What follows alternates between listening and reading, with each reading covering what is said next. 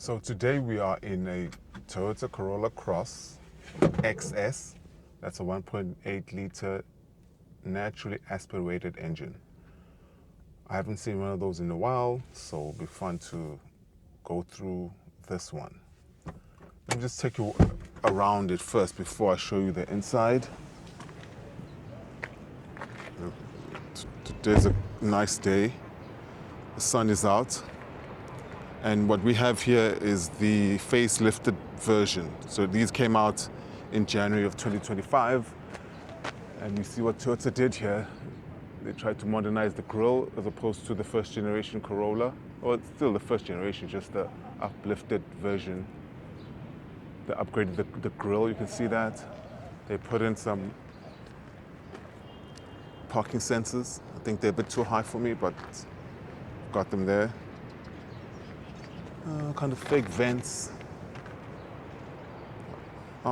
Arches are still there. I think these are 16, if I'm not mistaken. Can't see it properly now, but we'll see. But this is the XS, so this is not the entry level. The entry level is the XI. So this is in the middle, right in the middle. And Toyota decided to do a Corolla Cross to keep it simple, especially with the world moving into SUVs now. They decided to stick with the reliable Corolla brand, Corolla reliability, and Corolla familiarity. So the people are very loyal to the Corolla brand. That's why it keeps the same platform, 1.8 liter engine. This is a brand new vehicle. I got it at 125 kilometers. Now we're close to 600, so it's 590. Let's take a look at the engine, which is pretty clean considering that it's brand new.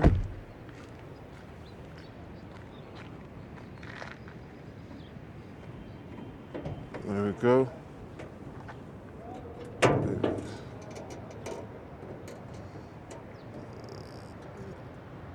Oh, they always change the position of this. Ugh. Anyway. Leave it at that. It's brand new, clean. And essentially, these, they make them at the Durban plant. The Durban plant, Toyota plant in Prospecton, in the south of Durban, is one of 7 locations in the world where they make the Toyota Cross. And here in Durban, we're one of them. And this one in particular was made right here in Durban. Let's take a look at the inside. And actually, I'm excited to see and hear the engine because I'm used to driving hybrids lately. So when I start the vehicle, it's usually a silent affair. Yeah. It's unbelievable to think that this is old school, but here we are. So Toyota claims that it's 6.8 liters per 100. I've been getting around about this, 9.2, 9.3, 9.4. And having driven just close to 500 kilometers, or just less than 500 kilometers, I mean, that's what I've been getting. And the range is not that great either. The range has been, I filled it up and it clicked once at 39, about 40 liters. Technically, this car is 47 liters, and I definitely never want to have the attendant pour the petrol when it clicks once. So that's kind of my pet peeve, so I just do that way. But the range was 510 full, with the gauge all the way at full and even just beyond full. Right now, so I've driven from 510, I've driven 98. So that's about 88 kilometers in a couple of days or so. And this is what the story is. You know, I prefer doing these real world analyses because this is what I'm living with, this is what I'm getting. Similarly to the RAV4, I did the same thing. No matter what the spec sheet and the numbers say, this is a real world example of what this is. And for me personally, the fuel consumption is a bit high. But anyway, let's keep moving here. So inside is pretty decent. The upgraded version or the facelift version has a bigger infotainment system. The XS still has the leather interior with a slight hint of this brown leather inside. I don't know if you can see that properly. And there's a hint here of like this cloth, vented cloth, which looks pretty cool for what the car has to offer. And what we have here is a spacious and a roomy car. You know, so what we have with the interior, you know, to show you how brand new this car is, the plastic is still here. This just took out the plastic from the factory. So it's a pretty fresh and new car. The obvious charging stations.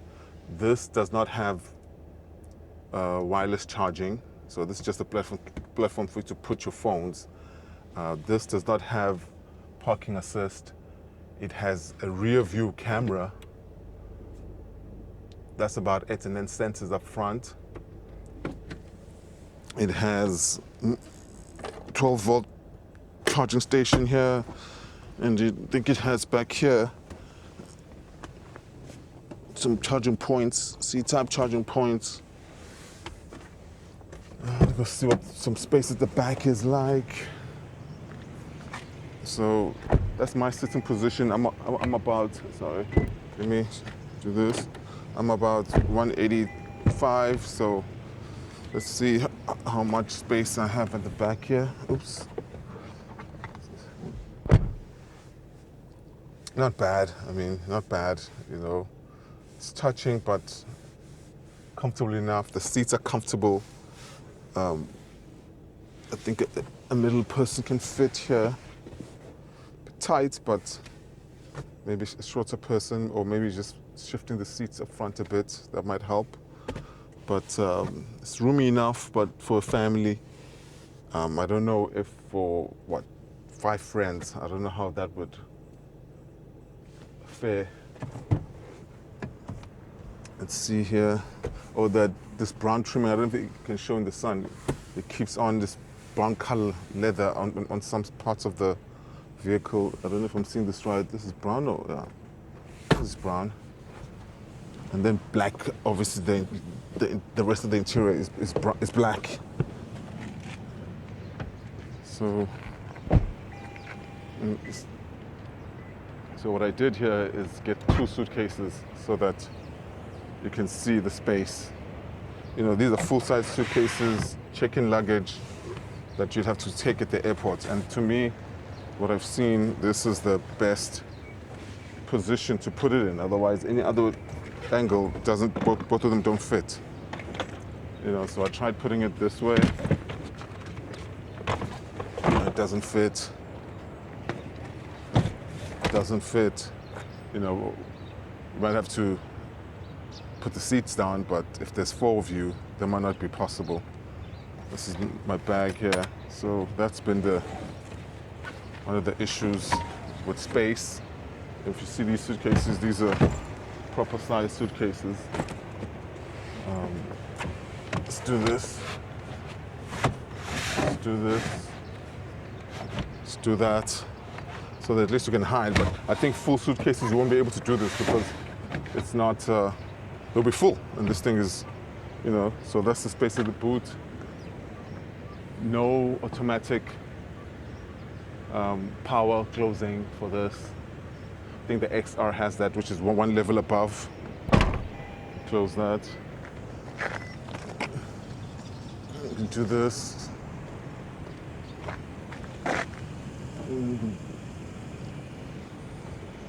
Let's see what it's like in the passenger seat. In the passenger seat, we have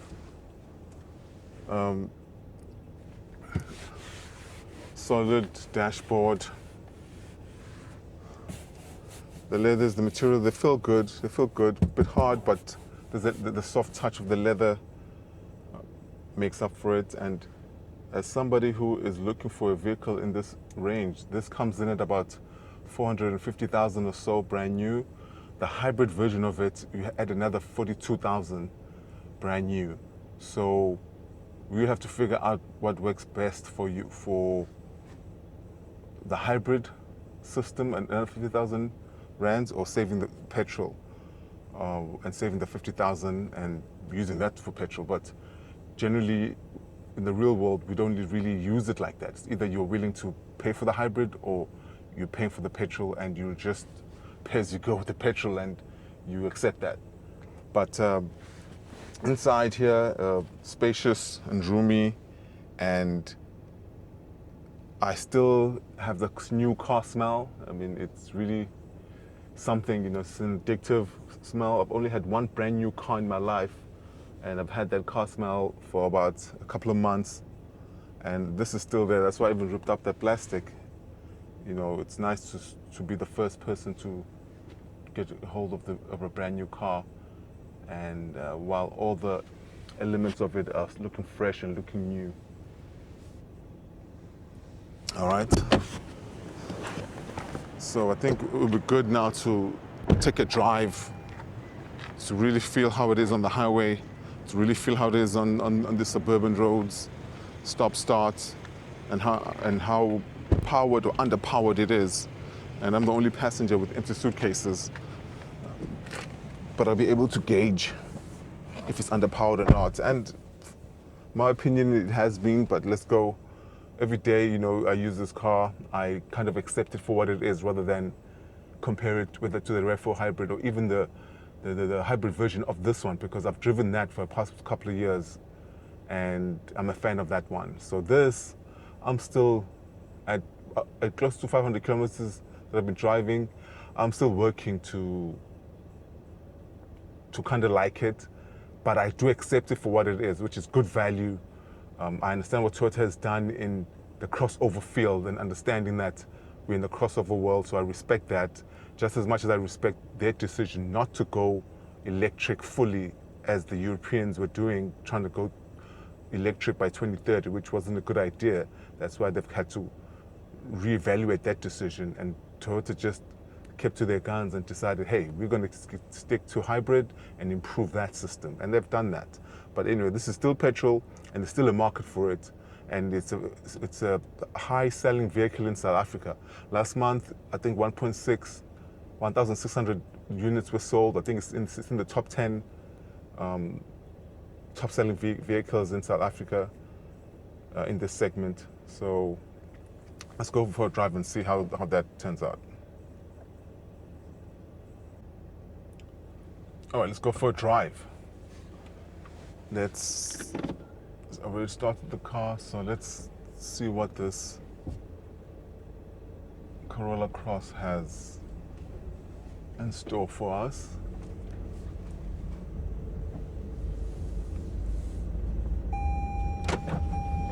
Seatbelt.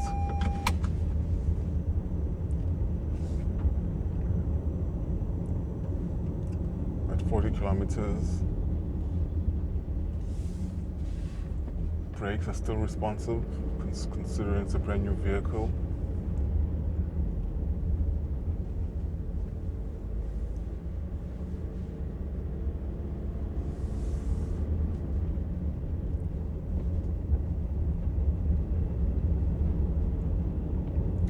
Bit of rattling here and there. I can tell, you can hear that, the rattling at the back, the suitcases. Just the car itself,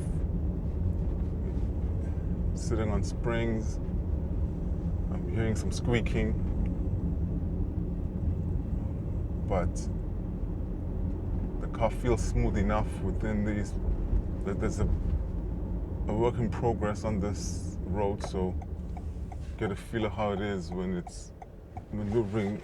You know, it's jerky and it's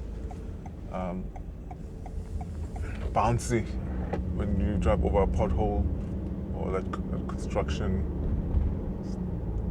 Acceleration is decent in these roads, but I found that on the highway it's lacking.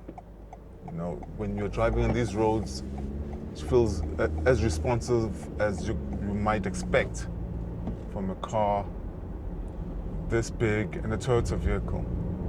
The challenge comes in when you're on the highway, when you're trying to overtake, when you are trying to get out of trouble or avoid certain things. You find yourself having to really calculate your movements because you'll find yourself stuck. You know, and I can't imagine with a car full of passengers and luggage how underpowered it would be.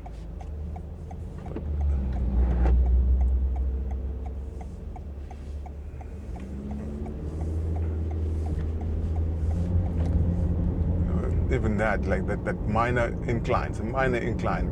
Just taking that right turn, it's labored. You know, I hope you heard some of the engine. It doesn't need to be that loud when you are just taking a bend at a slight incline. But that's the big issue with this vehicle for me. You know, but a family that is looking to get a nice entry, upgrading from a Toyota Corolla, the sedan, to this, might not share the same annoyances as me. Especially after having driven the hybrid version of this exact one, with the hybrid, it just felt better. Essentially, that version felt as if there was more value in terms of, I felt like, oh, this is an underappreciated vehicle. With this one, I feel like, oh, this is just an underpowered, overstated vehicle. So, anyway.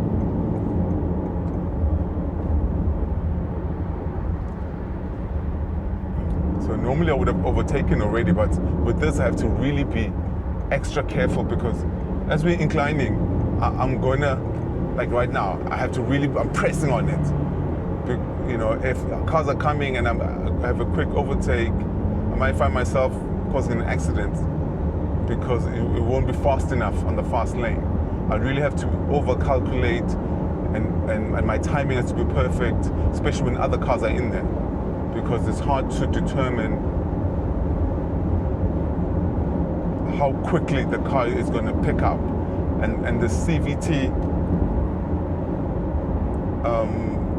gears is not great at all. CVT is not great at all.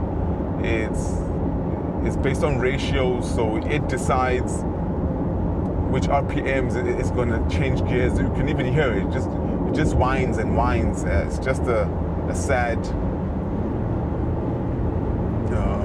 variation of how companies make gears, but this has it. So see, I can't even catch up that Urus because I'm just like laboring here, you know. I'm not a turbo person, but a bit of turbo might help, would have helped, but I guess it takes away from the reliability, so I understand that concept. And I don't want to complain too much with this car because it is what it is, and I'm trying to extract the good and good value, and I can appreciate it, and I do appreciate it. But at every, like right now, I'm at the top and have to really press on the accelerator to kind of keep the power going. We're at a decline, so I just let it roll down a bit. It's 120. It doesn't feel too out of control.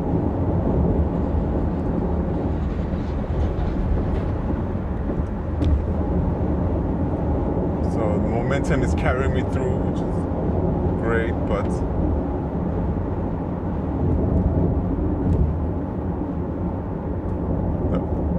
the road noise is there. I can hear it, you know.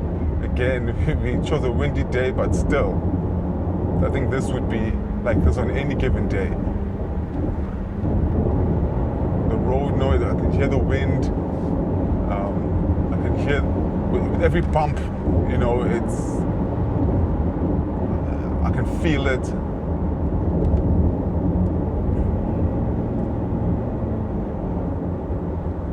And you can hear, just sliding there, you can hear the engine pushing. You know, let me go on the slower lane because people don't want to move here, so give me some. Yeah, there's a lot of noise.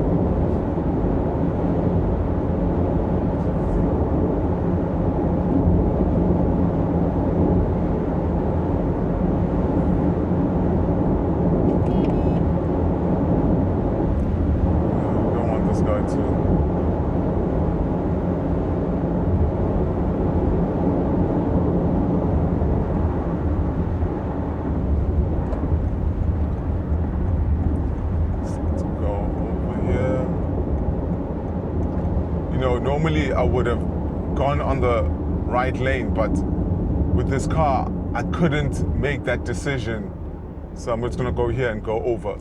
I couldn't make that decision because I couldn't trust this car to zip right through and keep going, and that adds to the complication of what the kind of driving sometimes there is here, that people hog the fast lane and never want to move over. So when you do this, you put yourself in a very bad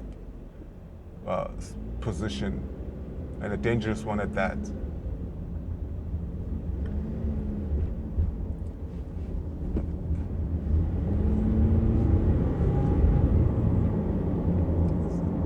Let's join the highway again.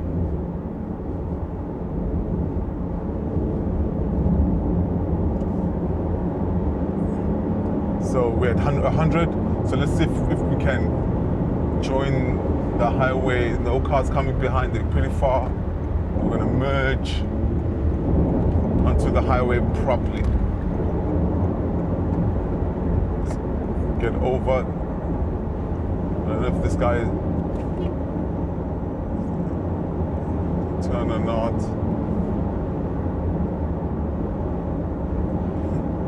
Person has the same problem as me, not being able to make a good judgment call because you have no faith in the car's power.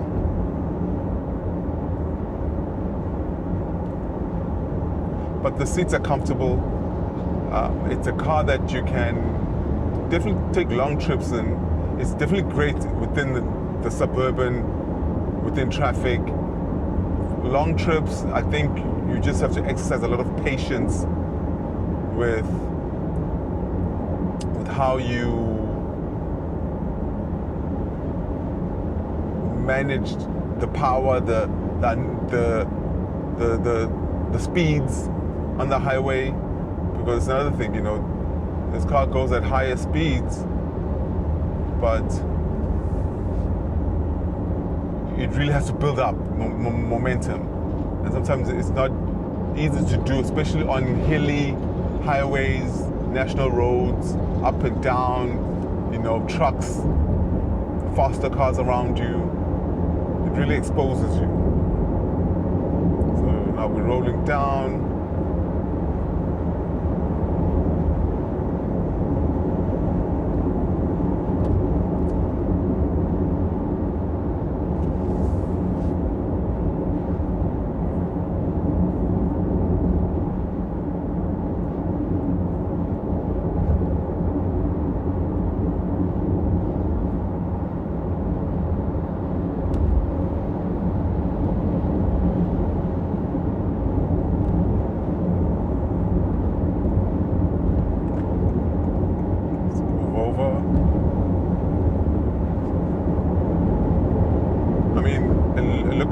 For petrol, you know, it's shifting. We started off, was close to full.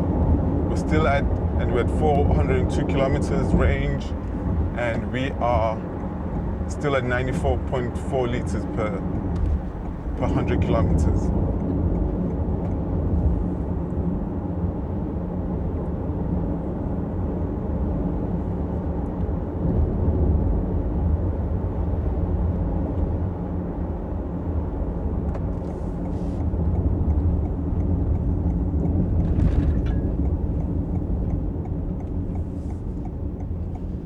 I switched off the radio and CarPlay because every time it connected, they disrupted my phone and my connection to my camera, because I need my phone and my cameras just to gauge where the view is.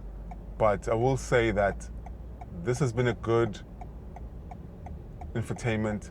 When I will go in the car, the wireless Bluetooth connects almost immediately, and it hasn't given me any hiccups, just like the RAV4 and even other previous Corolla Crosses I've driven, where typical Toyota, where it's like it can get iffy. This has been great, and the screen is big enough, and it feels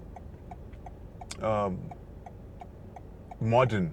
You know, it's not competing with the Chinese SUVs where there's great value in terms of more screens, bigger screens, more touch screens and stuff. But for what this is, the facelift is good, and it's does the car justice and worth it.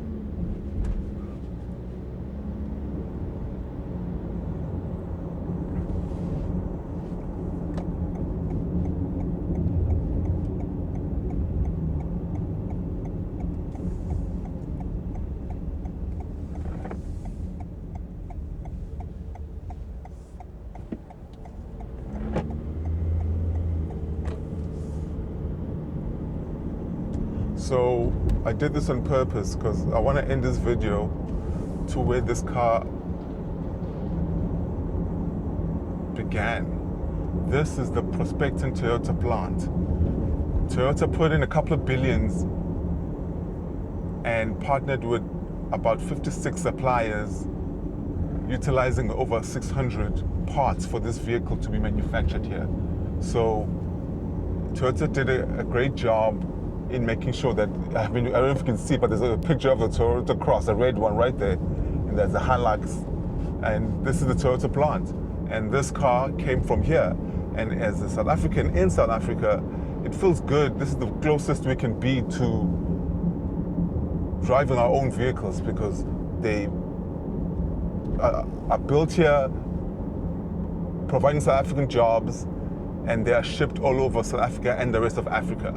And as I mentioned before, this is I think one of 6 or one of 7 locations in the world where Toyota builds this Toyota Cross. So this is the old plant. You know, the Toyota Cross coming out right now, right there.